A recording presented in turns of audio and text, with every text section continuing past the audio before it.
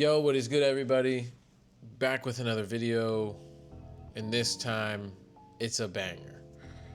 Next to me, I have a real and a fake version of the Travis Scott Fragment 2.0s set to release this upcoming September. I think it's now the 20th that these are planned to release.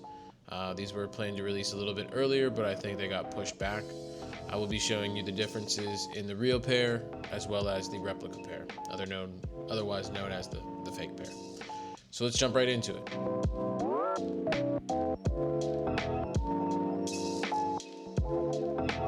To start off, let's jump into the real pair, which I have here on my left. With the real pair, you have the normal size tag, you have clear box, normal Nike box, but this time it's more of a beige. You open up the box, you're gonna have your typical Travis Scott tissue paper. And one thing I've noticed that is different from the two is that the replica pair does not have each shoe individually wrapped. That was the biggest telltale to start. Keep in mind, I also blacklighted the boxes as well as each individual sneaker just to see if any watermarks, any glue marks came up that I wasn't, if any watermarks or glue marks came up that I wasn't aware of. So that was also a big indicator and test for me.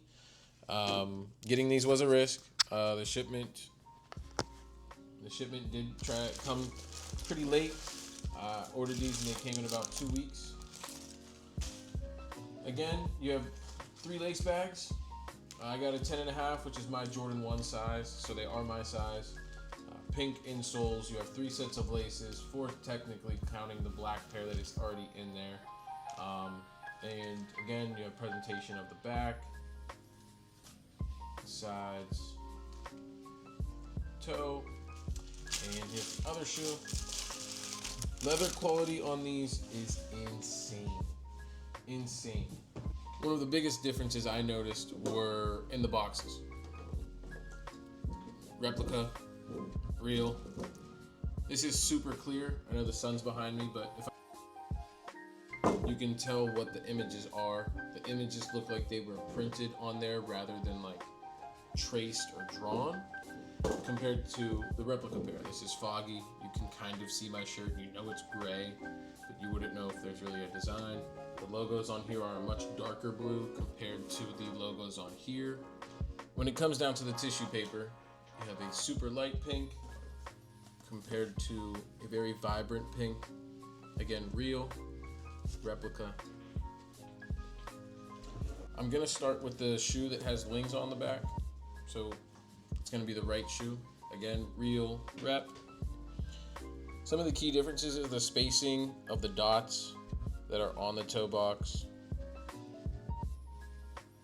If you look, you can kind of see the stitching coming out, whereas this is very tight knit, put together, well put together. When you go into the insides, usually there's a cactus jack that goes here. It's going to be very hard to see, but one of the differences I noticed is that on the real pair it's cream, and on the replica pair it's white. So it's going to be hard to tell. I don't know if it'll be like that on every shoe. And going on to the heels, the replica pair is much more bold. Also, just look at the way the shoe sits on the insole, or on the sole, sorry. If you look into the backs of the shoe, this is perfectly round on the replica pair, whereas you do have a crease to fit better to your foot on the real pair. One of the other big differences I noticed when unboxing both of these, the insoles. 2 totally different insoles. I know that the laces are in the way. Let me try to fix that. Insoles, totally different. Totally different. This also goes back to my point. You see the crease in the real pair compared to this is just perfectly round. You can slip your shoe in, your foot in. Even the sticker is completely different. You have men's 10.5, and this one, I don't know what that says. Moving on to the shoe with the lace bags, the left shoe of each pair. Again, leather quality, I don't know how well it's going to pick up, but there is a big difference Again, the knot that is tied on the front lace just looks loose and janky on the replica pair here.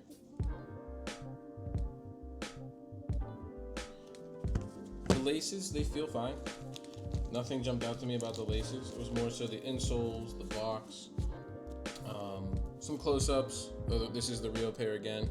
But again, I mean, side by side, I do not think you would be able to tell which shoe is real or fake. Some things I noticed immediately with the replica pair is the stitching.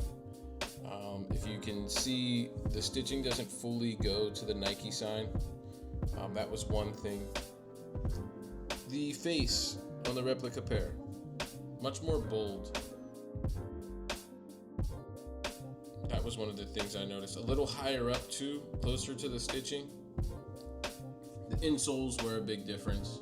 Two completely different insoles. The things you may stuff in the sneaker. For this one, you have cardboard. Oops. And for this one, you have like a roll of paper. Another thing I was able to notice was the scripture that's on the midsoles, where it ends up. For example, the scripture that is on the shoe, you can see how on the real pair on the bottom, how it goes the whole way to where the Cactus Jack begins. Whereas on the rep pair, there's probably about an inch of how close it is to the Cactus Jack. Thank you guys again for tuning in. I hope you enjoyed the video. Again, don't forget to leave a thumbs up and subscribe. I will be coming back with a ton more sneaker content in terms of basketball performance, golf performance, and what I like to golf in, as well as legitimacy pairs if you guys enjoyed this video. Again, real, rep. Let me know if you guys are going to be going for these in the future on 9/20. Again, these are the Travis Scott Fragment Lows. Hope you guys have a good rest of the day. Deuces.